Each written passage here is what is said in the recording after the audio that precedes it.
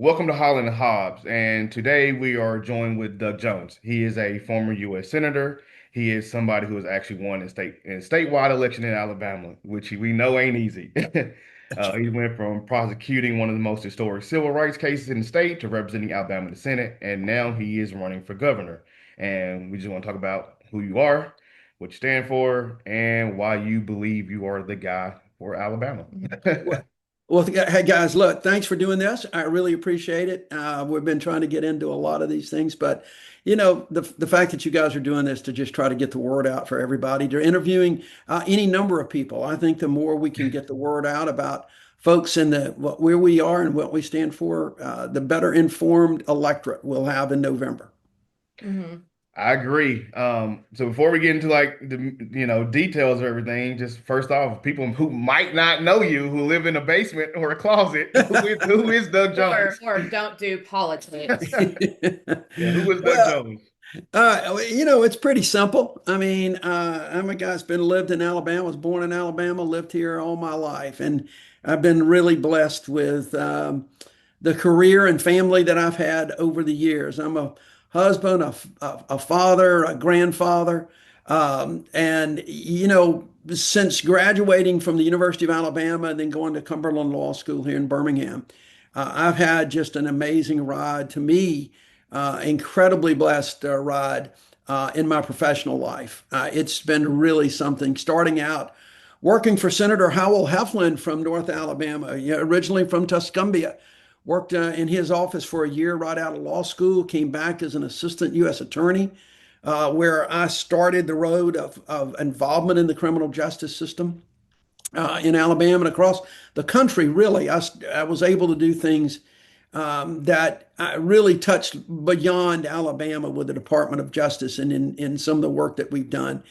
And I went into private practice for a long time and was just fortunate enough that Bill Clinton called when he was president and nominated me, and I got confirmed by the U.S. Senate as the United States Attorney, the Northern District of Alabama. For those that don't know about U.S. attorneys, there are three federal districts. The U.S. Attorney is presidentially appointed, confirmed, and is the chief law enforcement officer in the district, which the Northern District of Alabama is really the northern 31 most counties. So it's really about half the state. And in that capacity, we did a lot of things in the community. We prosecuted the 16th Street Baptist Church bombing.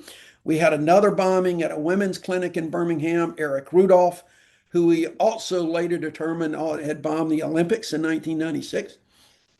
Prosecuted that guy, went back into private practice before the opportunity arose to jump in for the United States Senate, and was fortunate enough with so many folks out there to help, was able to get elected to the United States Senate and served there for 3 years before losing re-election in 2020 when Donald Trump was back on the ballot. But I think if you really want to boil this all down, my entire professional career has been built around not just my law practice, where I would represent anyone from folks accused of misdemeanor crimes all the way up to civil cases, class action cases where we were representing plaintiffs who had been defrauded, to a lot of just public service and representing folks in Alabama, doing the kind of things necessary to help all people across this state. I'm really proud of the record. I feel, as I said,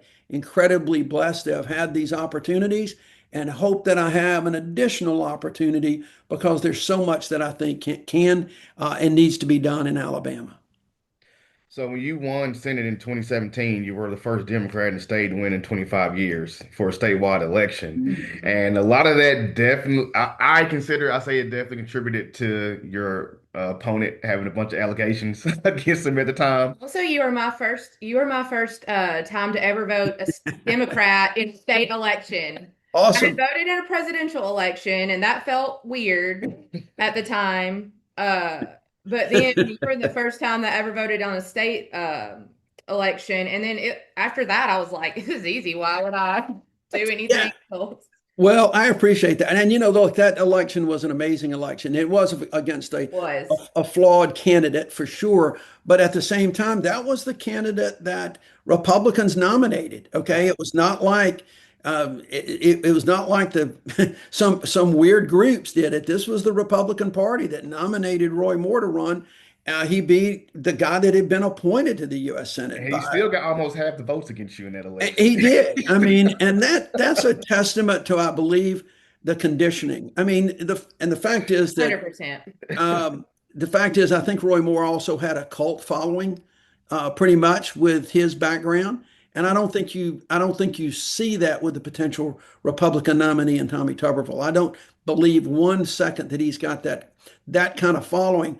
However, I do believe the dynamics are set up right now for a similar victory in November than we had in December of 2017. I think the dynamics are there with what's going on both nationally and here in the state where people are looking for change.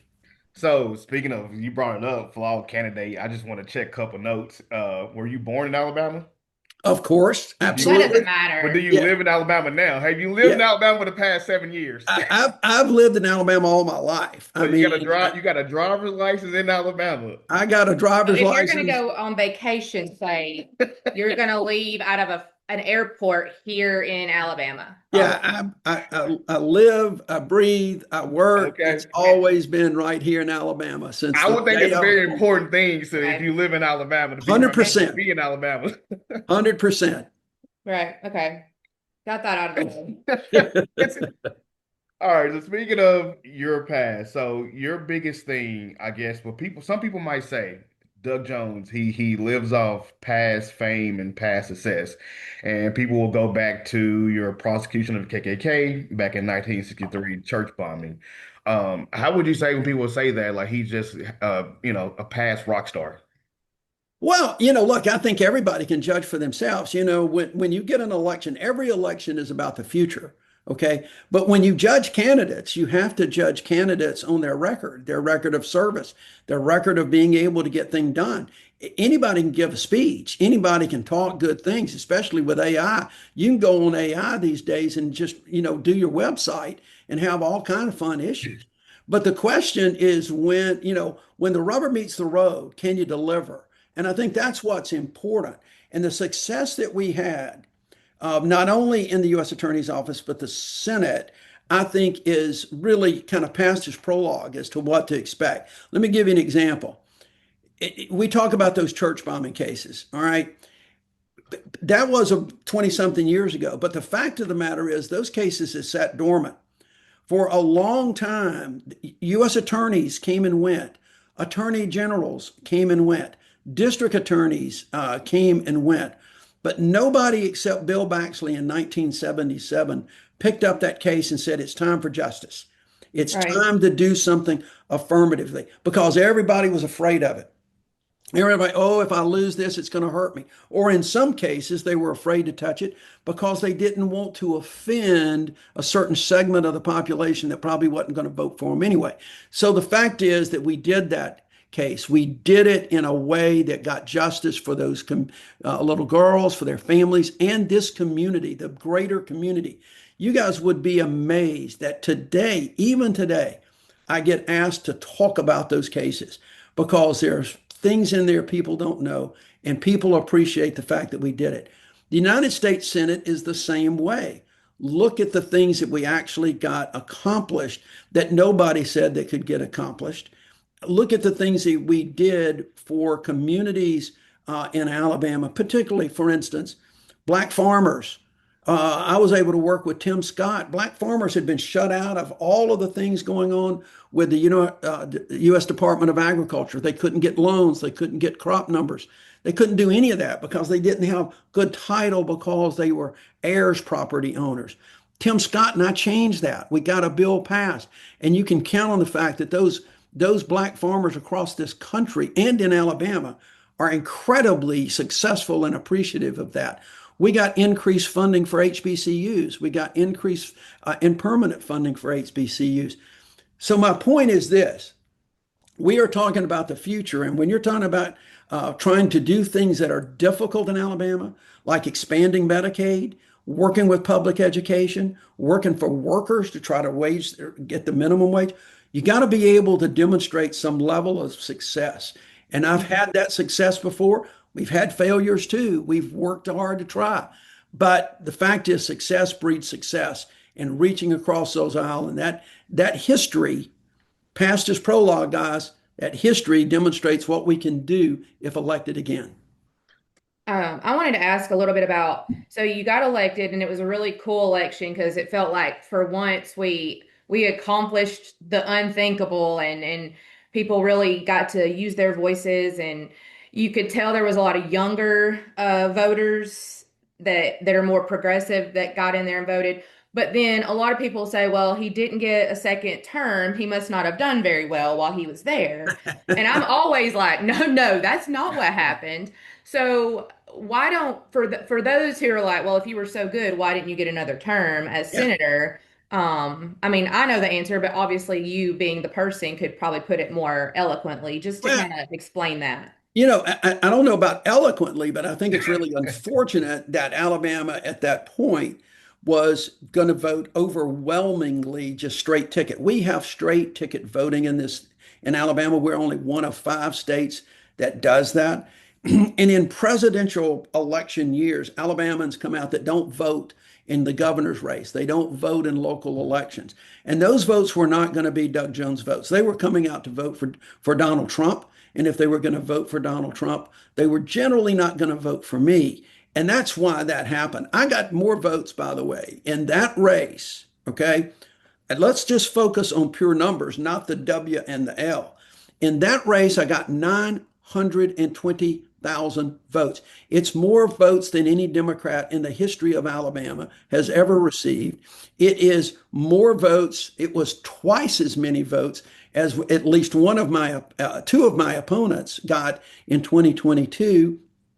And it was enough to win any governor's race in history. And I think that that's really important. Here's another interesting statistic. When you're talking about getting things done and the ability to win elections, you've got to not just rely on a base of voters. You've got to be able to say and do things that will get that base of voters out, but also allow people to permission to cross the line, to Republicans and independents to Right. vote for you. In Right. that race alone, in that race, there were 70,000 people that voted for Donald Trump that also voted for Doug Jones. Okay, I outperformed Joe Biden. And I think that's significant going on because that's the kind of coalition that you've got to put together to win statewide elections. So, look, it was destined for us to not be able to win the reelection. I'll put my record for those 3 years up against anybody's record. And again, Right. if you look carefully, it's the kind of things that we can do in the governor's office. So I've said before, when people, I think in Alabama, I feel like to me, people's biggest criticism against you is that you're a Democrat. Hmm. But my thing is like I've always say Doug Jones is probably the most moderate guy you'll probably ever have running for our state. Because why would any like crazy liberal want to represent this state? That wouldn't be a good fit. Well, not only good fit, you couldn't get elected. I mean, you Correct. would never really be able to do that. And the fact of the matter is, guys, look, I grew up and I started out, my life in a Jim Crow South. Okay. And Hmm. it changed over time. And it was my generation that helped facilitate a lot of those changes. And we've been advocates for that change for many, many, many years. And the fact of the matter is, you've got that record. I think that you can approve that the proof is in the pudding with Right. what we've done. And by the way, being an advocate for Democrats in Alabama, for independents in Alabama, for Republicans, when you really boil it down, you're being an advocate for Alabama. You're not being this is not, unfortunately, unlike what Tommy Tuberville keeps saying, this is not a game. This is not football. This is not what should be winners and losers. And I think that's the thing that sets me apart from every Hmm. candidate, Republican or Democrat, that I have been there for all the people in this state to try to Right. do things to lift all boats. And I think that's really important as we go forward, and especially going to be important as we go into the November elections. I do definitely think you're probably more of a middle. Not saying it's a bad thing, but I definitely think I view you as more of a middle of the road kind of candidate compared to maybe more national Democrats. Because I even go as far as say when people talk about you, like, hey, even Doug Jones' face is moderate. Like you like to, Well, I've never heard that one, okay, but I've never, because some people would say that, well, okay, it's boring, but it's I would say it's effective. I mean, at the end of the day, guys, I am who I am. And Right. that's the great thing. I had a conversation with some folks in South Alabama over the weekend. My wife and I just got back from a swing through South Alabama. And yesterday we had kind of an off the record discussion with a number of more conservative, Republican leaning voters Mhm. who are leaders in their community who are uncomfortable with the way that some of their party is moving these days. And we had an incredible conversation.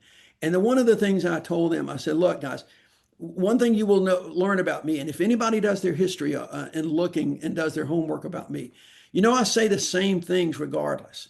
I'm not going to give different messages Right. around the state. I'll say the same thing to business leaders in Huntsville, Alabama, that I say to faith leaders in the Black Belt, because the issues are essentially the same and they affect everyone. What goes on in the Black Belt is going to affect North Alabama and vice versa. So I think that consistency of who I am based on my background, my upbringing is important, because I think, quite frankly, it's really consistent with Alabama as a whole, not just one group or another. And I think too, we've been so divided for a long time, but especially by this administration, that we forget our needs aren't that different. And especially when we do all live in the same state, our state's needs might be different than, say, like someone in the West or whatever. But like all Alabamians, we all want a lot of the same things. And people just forget that. So I tell people all the time, and I'm not going to argue with anybody, but like if I ever see an opportunity for a conversation, I'm like, look at each person and what they talk about and what they represent, and just see if that lines up with what you also want and represent for the most part, because no human being is ever going to line up 100% with That's anybody. right. No, you're So absolutely right. I just feel like people need permission, feel like they need permission to vote some way other than Republican. Right. No, I completely agree with that. And I have said for many years, I said, and I saw this in the Senate. I saw this working, and that working relationship that I had across the aisle, and really sometimes within my own caucus, will help make a successful governor's administration. And Hmm. here's what I kind of mean by that. I have said exactly what you were talking about. At the end of the day, you can really point to the things that we all want at the same thing. We Hmm. want those good jobs. We want good education for our kids. We want health care and want to be able to afford access to health care. We want to be able to afford a house or a home, or at least affordable housing when we need, and have transportation available to us. It's how we get there where we diverge a good bit. And if you understand, though, that the goals are essentially the same, and they are, the goals of Alabamians are essentially the same across the board. If you understand that that's the case, then getting there can be a lot easier, because you've got certain priorities, somebody else has a few other priorities. But if you're rowing in the same direction, you Right. can get there. And if you can find that common ground on those goals and the ways to get there, if you find that common ground on anything, you can find it on more things. That's the philosophy that I took with me to Washington. It was reinforced when I was there, and it's one that I think is important for the state of Alabama, because we are divided, but we need to understand that we're all should be working for the same goals. Right. So, I mean, piggybacking off what she said of getting people to vote differently and people having some of the same ideas and things that they want, to me, one of the biggest, of course, in Alabama is the lottery. Everybody plays the lottery, red, blue, whatever you are. We all travel the state lines and get the Right? lottery. But I feel like we keep voting the same way for the same type of people that keep the lottery out of our state. So in my opinion, like I tell people all the time, we want progressive things like the lottery. We're gonna have to vote for someone, probably blue, to get that to come into the state. Yeah, look, one of the problems that we've had in Alabama is that we haven't had a champion on a statewide basis for a lottery since Governor Don Siegelman was there when he got elected in 1998. We just haven't had that champion that would voice that. What you're left with is folks in Montgomery understanding that overwhelmingly people in Alabama support a lottery. They support designating that those lottery proceeds in certain ways, whether it is education or healthcare, you name it. There's a lot of ways you can designate and earmark that money. But what happens is without a statewide champion, you get down to Montgomery and everybody wants to get a piece of this gambling bill. A lottery bill is no longer just a lottery, which is what I'm proposing. It is a comprehensive gambling bill, and everybody wants to get a piece of that. And the more people that come into that, then you're going to make somebody mad because they don't want that piece in there. So they're really fighting with each other. And so, and I'm not opposed, by the way, to a comprehensive gambling bill at all. But we at least initially start. It's just like I said, find common ground on one thing, you can find it on something else. Let's get a standalone lottery. Let's get Alabama in the 21st century, like the rest of America, okay? And earmark those proceeds the way people in Alabama want to. And let's get this going so we can keep those dollars. You may recall, you may have seen my video that I did right after we announced the campaign. I went over, that's when the Powerball hit $1.8 billion. And I went over to Georgia right across the line and I just filmed all those cars coming in, showing the tags on the right. Well, we're right up, we're 10 miles from the Tennessee state line. So, I mean, yeah, we see it. Yeah, and of course, of course, before I left, after I did the video, I went and bought lottery tickets and went back with it. I'm here. I might as well. I mean, when in Rome, yeah, get it. Well, so if we did get a lottery, like I said, a lot of people, what they feel, I guess what their biggest hold up is where would the money go? And I'm like, we're so worried about where the money go, where we're still sitting to Tennessee, Mississippi, Florida, Georgia. Like that's where it's going now. So we're fighting about if it's gonna go to education, infrastructure, where right now we're sending it all around us. So yeah, it's gone. It's gone. So let's get that problem. But here's what I've told some folks because I get asked about the lottery everywhere I go. And the lottery bill that Phil Ensler, who's running for lieutenant governor, that I really recruited to run. He's a great candidate. Phil introduced a standalone lottery bill. Of course, it died. Republicans were not going to bring it up because it would have meant a vote in November, and they didn't want to have a lottery vote in November where Doug Jones is the biggest proponent. But the fact is that we can get one put on the ballot. We can get folks doing that. And I think that that's going to be a real important piece of this. And you can earmark the funds between what I've told folks is between now and election. What we're going to do in the campaign, we'll be talking to people. We'll be doing focus groups. We may do some polling about where people want to see the money earmarked, whether it is education, whether it is healthcare to keep open rural hospitals or expand Medicaid. Law enforcement has a say, teachers, I think everything is on the table right now in terms of doing it. The only thing that I would personally argue for is to earmark this money the way that folks want to do it and not just put it in the general fund and put it in the hands of the legislature. Absolutely not. We don't need to create slush funds for our legislature. No, because they're historically proven to not be able to be responsible with that money. Yeah, I mean, look at the prison, look at the prison situation right now. Like, and the downside of that, the flip side of that, there is a downside because I'm going to tell you, we're going to have some budget constraints in the next 4 years, thanks to what I call the anything but beautiful bill that Congress passed. That is going to create some budget restraints for us, and we got to make up some shortfalls somehow or shift some funds around. So it's going to be a challenge, but I'm just not sure we want to trust a politically divided and charged legislature with that kind of benefit when it's been so hard to get the lottery funds in there. We need to make sure we shore up what we can.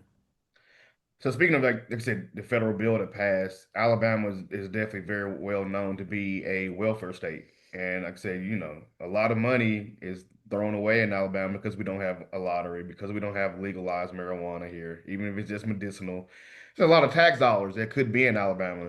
So that's affecting our education, that's affecting our healthcare, and a lot of areas in the Black Belt. We live here in North Alabama, and I always tell people like we live in a bubble up here in North Alabama. Like we're Mhm. around Huntsville, so we see all this growth. Like we personally live in Limestone County, and it's been the fastest growing county like the last 7 years in Alabama. But I think up here in the north part, we ignore the rest of Alabama. Know that we ignore. I think a lot of people, like most people, kind of look at it. If it doesn't affect me, I'm not worried about it. I got enough to worry about. That's not one of the things that I worry about. I think before we ever, like when growing up, we thought this was like the black hole where everything went to die and like we just were, it sucked to be here. But we went out. I mean, I went to Auburn. I went to home with friends on weekends. I saw towns that were far less advanced than Athens was. That was even before Athens was advanced. And we are very blessed to be in such a like booming area. I think a lot of people just don't realize how bad it is in other areas. No, I completely agree. That's why I say I'm very proud of the fact that we give the same kind of messaging wherever we are in the state, Hmm. because you're right. There clearly is areas that are seeing that growth.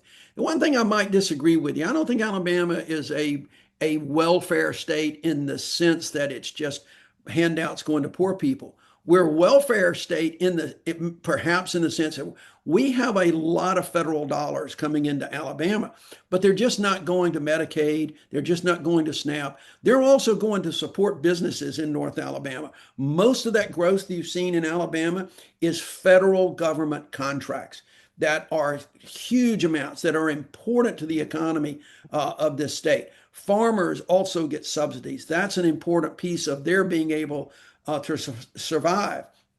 But the fact of the matter is, I think our state government in particular has often neglected certain areas, in part because they're not areas that vote for the statewide office holders. And we're gonna change that. But we've got to redirect some resources into those areas that are the rural areas. People are losing population in these rural areas. I've told folks I want to create a fund. A part of the fund, we give all of these tax incentives for all of these big businesses to come into Alabama, which I'm okay with to a point, as long as that some of that benefit goes down to the workers. But I also want to do some things and create a fund for entrepreneurs in small towns and counties and rural counties to grow family businesses that grows generational wealth.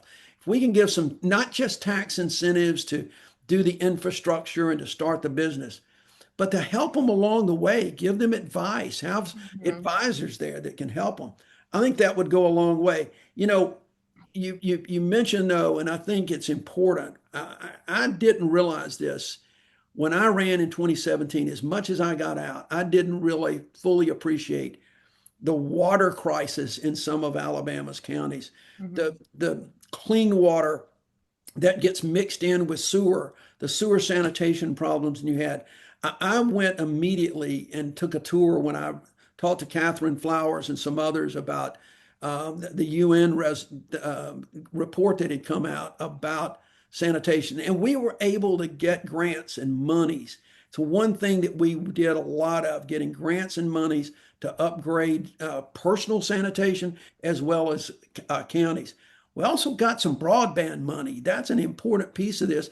And Right. that some of that money's still not getting to where it needs to be, but that's a state problem. The money has been there, but it's how it's being directed by the state of Alabama that goes always to prop up the infrastructure in the more populous counties and not these more rural counties. And we've got to pay attention to these rural counties, Also, keep people there.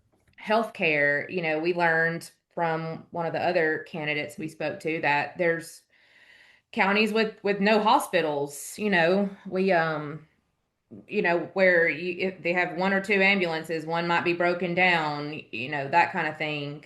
I think that's basic human right is healthcare, that people need That to have is access to that if there's an emergency and people. It's been a problem for years. It's been a growing problem. Healthcare and rural healthcare was actually on the ballot, I think, when I ran in 2017. because the one thing we've tried to do is use a bully pulpit to try to get expanded Medicaid.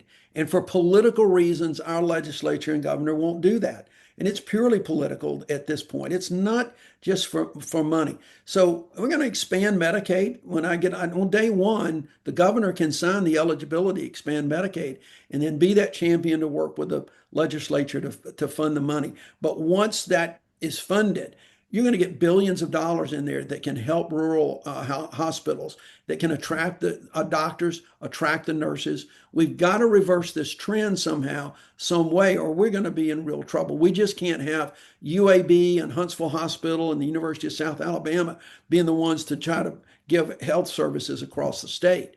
Right. We really need to prop up these rural hospitals.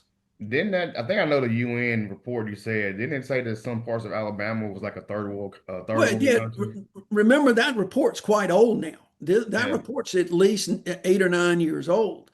And that's what prompted my work with Terry Sewell when I was in the Senate to get that grant money for the sewer sanitations. That's what the UN report was talking about. It was specifically talking about sanitary water and sanitation in these rural counties where there were folks, when I went on that tour before we got this bill passed, that were literally straight piping their sewer into the woods. And there were septic tanks that were broken, that were bubbling up where children were playing. It was just absolutely incredible. You don't see as much of that now because of the work that Terry Sewell and I did. It still exists because, again, the state administers a lot of funds. Federal funds don't go directly to an individual or to a county. They have to go through the state of Alabama, and ADECA does most of those. So I don't think they've been directed the way they should, especially on broadband. But those funds have existed. I'm not sure that they will exist now under the Trump administration as much. But that's exactly what that UN report is, exactly why Terry Sewell and I work so hard to get grants and monies going into those areas. One more question about healthcare. When I talk to people, like I said, I won't argue, but I like conversations if I see an opportunity. One of the big things that I think keeps a lot of people voting Republican is the pro-life stance. Mm-hmm. And I'm a firm believer that a person can be both pro-life and pro-choice because not everyone that advocates for pro-choice just wants to kill all the babies. That's insane. Like that's just not a normal thing. And so for the people that, I would vote for Doug Jones, but he's pro-abortion. Like, what would you say to that to not necessarily make them feel stupid, but also kind of educate them like, okay, hold on, Well, the first thing that you have to say to something like that is with the way you phrased it, and we hear that all the time, that Democrats or Doug Jones is pro-abortion. You're in favor. Look, nobody is pro-abortion. No one is in favor. What we have not done in this state, what we have not done as well in the country, and we're going backwards, by the way, in this state. Correct. What we've not done is to try to do those things necessary to be pro-life that would not find women in such a difficult position, whether it is for unplanned pregnancies where you need more education and access to contraception, whether it is by rape or incest. We need to do more things to give better health care and better education. The state of Alabama, the legislature, just recently passed a law that kind of shifted the focus of sex education for kids to only abstinence. Okay? I'm sorry. Kids are going to be kids, and you can teach them all about that all day long. But we got to do more that's going to stop teenage pregnancies in this. You need to educate them. You're saying schools need to educate the kids. And so I think that's the big issue right now. Alabama now has a law in the books that I think, quite frankly, goes too far. Well, with regard to abortion, where there are no exceptions for rape and incest. And I believe that most of the people that say exactly what you're talking about, they're pro-life with exceptions. Okay. They truly are. And that's where I think folks have gotten a misconception. And the fact of the matter is, you get this conservative radio, the conservative media, that's all they're going to say. And they're going to say things that are just not true about my stance. Right. Well, leading into education, I think you're a big supporter of public schools. And Mhm. the way I've been like looking at Alabama here lately, it feels like that we're funneling money for the public schools into charter and private Yeah. schools. Like Yeah. what's your view on how we're treating public schools versus taking this money for this school choice act that we're pushing? Yeah, look, I believe for some time that our legislature, the leadership in our legislature, is out to destroy local schools, whether you call them public schools, local schools. They want to move money out of that, and they want to move it into private schools somehow, some way. I think the Choose Act is a mistake. Um, I am all about choice, and I can certainly see a Choose Act where there are failing public schools and people that do not have that are below a certain income level that need some choices for their kids. I can live with that. Okay. What I can't live with and what would try to change is lifting the cap on that income so that people that are making $250,000, $500,000 a year, that taxpayers are going to subsidize their choice to take their kids into private schools. I am I'm fine with private schools. I'm a supporter of many private schools. I don't think there's a problem with that. I'm a supporter of choice. But when it's taxpayer dollars that are moving out with people that could otherwise afford to make those choices, that's just giving a handout. We keep talking about handouts for folks. That's the ultimate handout when somebody's making that kind of money and taxpayers are going to give them a handout to send their kid to a private school when there's a local school that they could also use some of that money to help build up. I think we Just have to be real careful. By the way, I'm okay with charter schools. I think that charter schools have a point, and I think you can do things that we can have some good charter schools because that's public money. well, and just to give you a contrast here, a couple years ago, I did put I have one daughter. She's 11. I did take her out of public schools and I did put her in private school. It was, just a personal decision. Right. I'm a product of the public school system. We graduated together. I love the public schools. I love education, but for us, this was the right decision far before I knew about any kind of Choose Act. And you see money being taken. In theory, sure, like my taxpayer dollars should get to go to the school I want if they were handling the funds properly to start with. Right. But they're not. So then you're taking $7,000 per child. And if you choose to put that in a private school that's already has money being pumped into it, and I made that decision knowing that I could afford to do so, like, then you've got all these public schools that are just barely surviving, and they're not getting their $7,000 per child because Right. it's going to fund the overage for a supermax prison.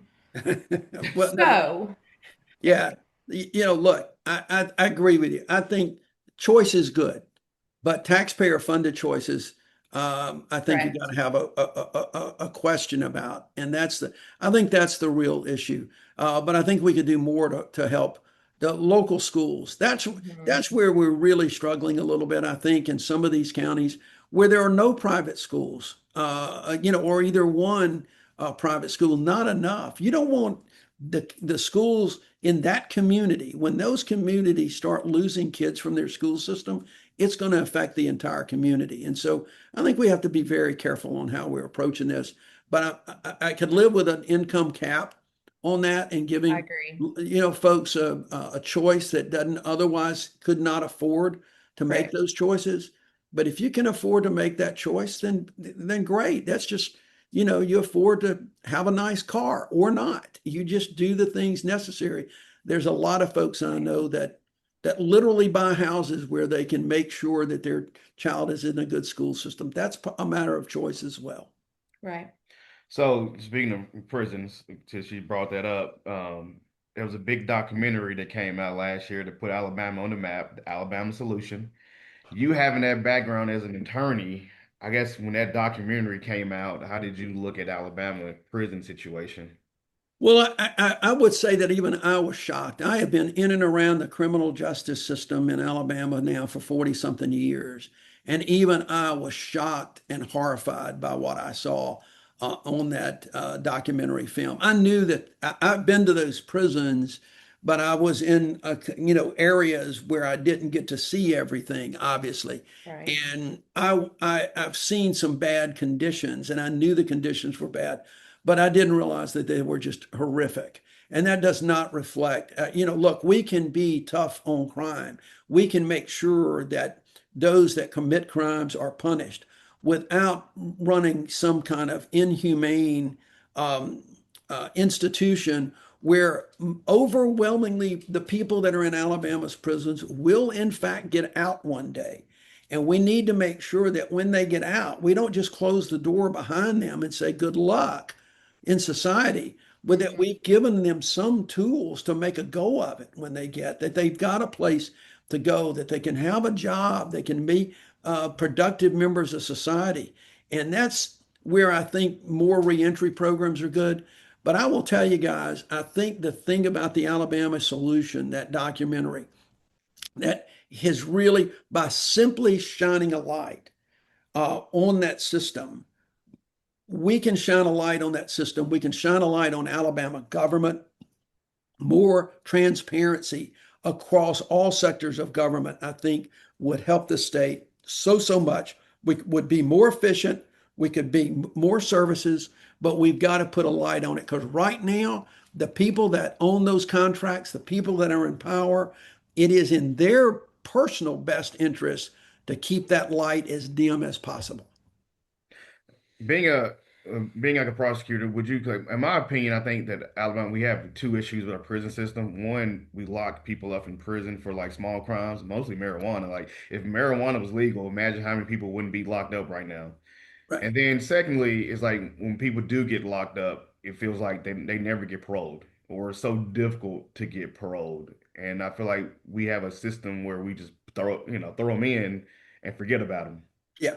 No, I agree with you. The whole thing about the Alabama prison system and what you saw in that documentary is not just about the prison facility alone. It is multifaceted. And you just hit on a couple of them. Sometimes we incarcerate folks for nonviolent crimes, even if they've committed more than one, that I think end up getting sentenced for longer periods than they should if they're a nonviolent offender. The second thing is that our parole system at one point was absolutely broken. There was at one point when the number of paroles dropped dramatically. I've seen the statistics and the graphs just absolutely drop down to next to zero. Well, that is going to breed an overcrowding situation in the state prisons. Plus, it's not consistent with Alabama law. And people are eligible for parole, and if they do their time and they do the things necessary, there is no reason why they can't, with the right programs, get back into society. Now, I will give Governor Ivey some credit. She has appointed new folks on the parole commission. We've seen an uptick in those paroles. And I think that that is ultimately going in the right direction. It is not by any stretch where it needs to be, I don't think, but is at least trending in the right direction. The Mhm. building of the prison is another whole issue about taking $1 billion of a combination. It really didn't come out of the education trust fund, but where that came was part of it came out of COVID money that we had given to the states when I was in the Senate. Part of it we're borrowing. $500 million or so is being borrowed, and then some came out of the general fund. But the fact of the matter is that prison was supposed to cost about $450 million, and now it's up to about 1.2 billion. And Well, and there aren't there supposed to be two more? there were two more initially planned, I think. Okay. They whittled that down to one. And now they're going to have to just really borrow the money for that because there's no more COVID money. So that they if can get. you're elected, does that still get built? I doubt it. I don't think Okay. there's going to be the funds for it. Okay. I say I doubt it. I don't know the answer to that because, quite frankly, there is so little that can be seen about the lack of Hmm. transparency on where the funds, where that stands, what they're doing. I think somebody's got to get elected, and it'd be at least the governor elect to get in there and make a determination. There has got to be upgrades. There's got to be changes. But just building a prison is only a piece of this. Better facilities are only going to be better until they're overcrowded again. And we've got to get better training. We've got to get better Department of Corrections officers Hmm. in there. We've got to give folks incentives.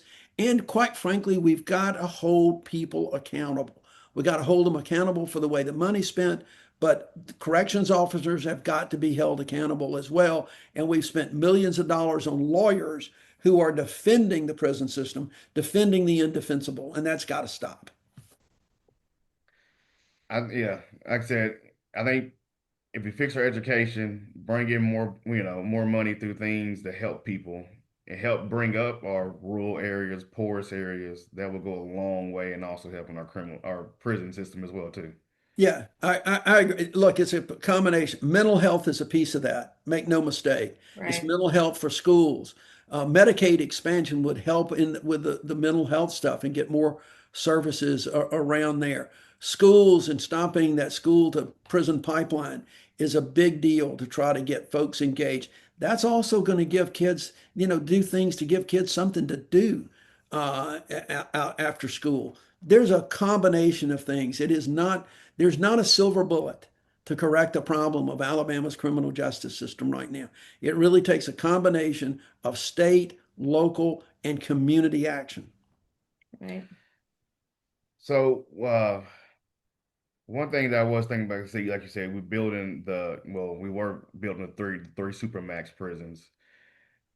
A lot of that money was getting pulled out of the education fund. And then we also had one of the candidates, Tupperville, he's mentioned, several times when things need to get paid for, just take it out the education fund. Why do you think the education fund is what people want to target every time they want money for something? Because it's the only fund that's actually, where you've got a surplus and you've got some things growing.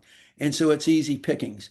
It is designated. We did this years and years ago. This is not something new where we earmark certain monies going into education that should be going to build new schools, to fund teacher salaries, to do those things to lift the education of our students in this state. It should not be taken to do other things. We've got to make sure education is such an important component of Alabama and our potential that we Right. have in this state, not just for our economy, but the potential for keeping kids in Alabama, and Mhm. providing those jobs. We really need to either to at a minimum limit, but I would say forget trying to raid the education trust fund to do anything. You got to maybe have to make some hard decisions on some other areas within the general fund and how you can kind of shift the revenue around to do the things that are necessary and not neglect an essential piece of what Alabama government does, and that is in the criminal justice system. Right. Because that ends up being a heavy, you've got the side where you could be like making tax dollars off legalizing marijuana or the lottery, but Yeah. then with this prison system dilemma, you've got, I mean, that's a heavy financial burden too. Why would a state set it up that way? Why would you want that financial burden? Um, Well, the burdens are there. We've created some of the burdens of the prison system ourselves by the same reason we were talking about a minute ago. We've had this very, very strict, hard-on punishment piece of this in Alabama. It's not really done a ton to stop criminal activity, right, but we have this notion that the harsher the penalties, the crime rate will go down. And statistically, that just doesn't really happen that way because you need more community involvement. That again, it is not to say that people who commit crimes should not be punished. They right, absolutely should. There's no question about that. But the problem that we've had in this state is that we just go from one, it seems, crisis to another. And if without a bigger picture of looking at where monies are going, where monies are being spent, how we can be more efficient. We've tried it a few times in the past. I'll give some folks some credit for trying sometimes in the past. But we have limited resources in Alabama. That's the issue. We have low taxes. We have low income taxes. So we have limited resources for pools of money, which the Constitution requires a balanced budget. So we've got to make sure that we're being efficient with the money we're doing, and we can shift the monies around when necessary to give people the needs that they want and that they need in Alabama, which also may shift from year to year, or at least every 2 or 3 years. We may see more need for criminal justice on one hand. We may see more need in healthcare coming up. Our population is such that we shift around, and we're so diverse that we've got to adapt to it. So talking about money, one of the things that I've heard you talk about, you came here to Athens for Donuts with Doug, and I attended that. I missed it. I did get her a sign though. Yeah, I have a sign, which has also caused some controversy because I live on a busy corner, actually right down the street from where you were for Donuts for Doug. And I have had all kinds of feedback about my sign. Well, hang Some in there. good. Hey, some good. Some. Yeah, just hang in there. Oh, I am. We still got a long ways to go, and people We are going do. to start paying more attention, I think, this summer. So one thing you brought up, which caught my attention, which I really wasn't aware of, was the Alabama PSC. And then after, I heard you talk about it, I went and looked it up. For people who I guess maybe don't know how that affects them, like how would you explain it to people, and like what's your, I guess, solution or what you're trying to do with it that's not happening right now? Yeah, well, look, it may not affect as many people up in North Alabama with TVA because our Public Service Commission, which was created by the legislature 100 something years ago, regulates state utilities. They do not regulate TVA because TVA is a federal program. But for the rest of the state, Alabama pays some of the highest electric bills of any state in the country, literally one of the highest. And our Public Service Commission is supposed to be the body that regulates utility rates. And what happened back in the 1980s, the state decided that they would get out of the rate making business in the sense that they would not have hearings, that the power company would be guaranteed, and this is mainly Alabama Power, would be guaranteed a certain rate of return. In other words, a certain profit. So all they have had to do for 40 years is come in, say, this is what we've done, this is our rate of return, this is how much we need to increase rates. And so there's been no dissection of that. For 40 years, there's never been a rate case which requires the company to be audited, to present their evidence, to be cross-examined on their evidence, to try to justify any rate increases. Well, what we saw happen last November, November of 24, well, what we saw happening was it wasn't November 24, it was this past year, in the the off-year elections in 25, where all of a sudden, you saw 2 Republican Public Service Commission members in Georgia get defeated by Democrats in a big way. People were up in arms. So all of a sudden, our Republican leadership in the state house had it's like somebody set their hair on fire, and they had to do something. They didn't want to see Democrats take control, which Republicans have been in control of the Public Service Commission in Alabama for 22 out of 26 years. And the rates have gone up and up and up. But now all of a sudden, everybody was like, oh my God, the PSC is broken. So there were all these bills that were promoted. Now, when I did the Donuts with Doug in Athens, some of this was still pending. There was a bill that would have a solely appointed 3 members. That got defeated. But then they replaced it with a bill that ultimately is going to have 7 members. But here's the real kicker, and I oppose this bill. Here's the real kicker. The person that's going to control the Public Service Commission now, which means setting the agenda for your utility rate hikes or request is going to be the so-called energy secretary who's appointed by the governor. That's who's going to control the 7-member commission. And that's just wrong. We need somebody that's answerable to the people, Mhm. not answerable through the governor's office, because that is just going to be fraught with peril. But that bill passed. It was signed into law. We've never had a rate case now for 40 something years.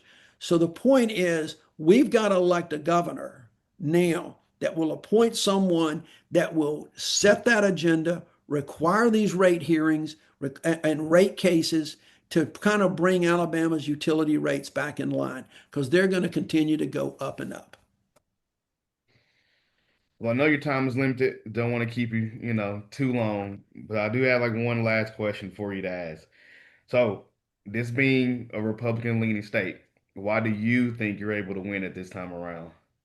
I think that this is a unique opportunity right now. I mean, look, I've got history, I think, that with the traditional Democratic base that's somewhat exciting. It goes from everywhere from doing those church bombing cases to the increased funding I was able to get for HBCUs, really, and even into the inspiration of my involvement with President Biden in selecting Ketanji Brown Jackson to the U.S. Supreme Court and in shepherding her nomination through there. But at the same time, I work with businesses across the state. I've got that history. I mean, when Republicans start talking about Alabama's economy and the deficits that Republicans are creating in Congress, they need to look back at my record to see that I can not only work with areas that needed work, like in those infrastructure, water sanitation bills, but I help bring work into North Alabama. I help bring federal dollars to Alabama for so many things, which has allowed me to win awards from the National Chamber of Commerce for my bipartisanship, for my protection of the free enterprise system. Those are the kind of things that I think, and by and large, that both Republican, independent, and Democratic voters are looking for. And you will contrast that with someone on the Republican side of the aisle who is purely a divider, who spouts the rhetoric of hate and division and thinks everything's a damn football game. Well, and is a Okay? puppet That's right. also. Like, The puppet, but everything's a football game. Everything is a sports metaphor. And when you really get down to it, look, I love sports. The state loves sports. who But doesn't? we should not be a state of winners and losers. Right. And that's what sports do. You're the coach of a winning team, which means somebody is going to lose. We don't want there to be losers in the state of Alabama. Healthcare is not a game. Education is not a game. Those are the kind of things that we want to do. We want that house with a crowded table where there's a place by the fire for everyone. And Right. that's why I think people are looking for change. And that's why that we have a very real shot and will be elected, I think, in November. I tell people all the time, like, you can vote Democrat and you don't even have to tell anybody. You can tell them you voted Republican if you want to, but if you want to see something different, then vote differently. Like, quit doing the same thing and expecting different results. Yeah, and I think as the campaign goes on, and look, make no mistake, guys, we're working hard to win this primary on May 19th.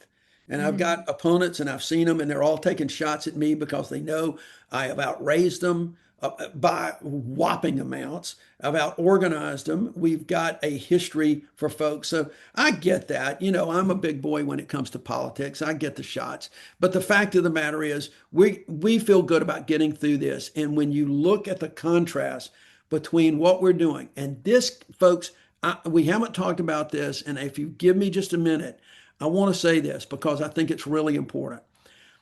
I spent the first 2 months of my campaign recruiting. Okay. I wasn't fundraising, even though money was coming in. I wasn't doing events. I was on the phone recruiting. And for the first time since 2006, there is now someone that folks have a choice in every of all 7 of the constitutional offices. And there are great candidates running on what we call the change ticket. There was nobody else in this Democratic primary. no one who is doing anything about beating their chest for themselves. We are building something. Mhm. This, everybody that you see that's running for statewide office right now, in the constitutional officers, was recruited by me in the last minute, in the last days of the last month or so of qualifying. That is building, and we're giving people the choices. That's what's so important for the folks that are saying something to you about your sign. That's what people have lacked in Alabama over the last 20 years or so, were choices in every race. Right. We've done that, and we're going to promote the whole ticket for change, not just Doug Jones, because we think that there's such an incredible opportunity right now with all the chaos that's going on and the lack of support that everyday Alabamans are getting from their elected officials in Montgomery. There are there are a lot of really unhappy people, even if they don't vocalize it. We on a federal level, we're done really dirty this past year with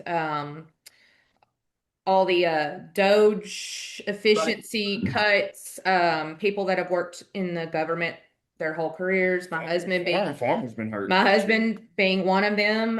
He works with the Department of Agriculture, and so that's something that's very like real and near and dear to our hearts here.